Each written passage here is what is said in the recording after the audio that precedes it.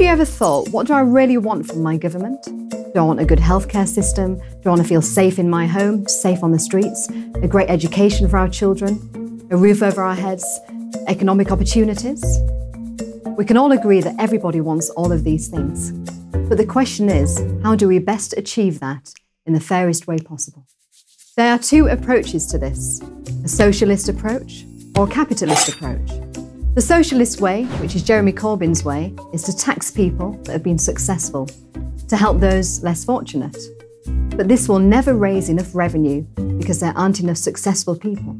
Even if we tax the richest 1% at 90% of their earnings, we will still not be able to pay for all the government spending at present. And if we do tax successful people heavily, there will be even less incentive for them to succeed. So socialist governments end up borrowing in ever-increasing amount because the only way they can pay the debts that they create by spending is by borrowing more. Eventually the government goes bust and the whole economy collapses.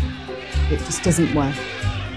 There has never been and can never be a country where socialism works and is sustainable. The conservative way is a belief in unleashing the human spirit, an ambition of people to succeed by keeping taxes low, which encourages success. The tax relationship is very simple. If you raise tax on alcohol, people will drink less of it. If you raise tax on houses, people will buy less. Likewise, if you raise tax on income, people will earn less. But how does allowing people to succeed help everybody? Doesn't it just help those who succeed? The answer is clearly no. The only way public services can be paid for by this government is through the taxes that it collects or through borrowing money. But borrowing can only eventually be paid back by future taxes. So ultimately, everything comes back to taxes raised by government. Taxes can be raised from two sources. The first is people when they pay income tax, national insurance, VAT, inheritance tax, fuel tax, and so on and so forth. The other is taxes paid by businesses. People can only pay income tax if they have a job, so they are also dependent on business. Ultimately, everything comes back to business.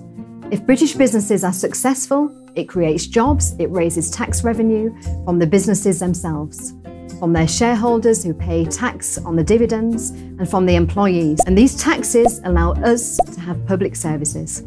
Conservative governments have always been and remain the party of business, and that means they are the party of public services.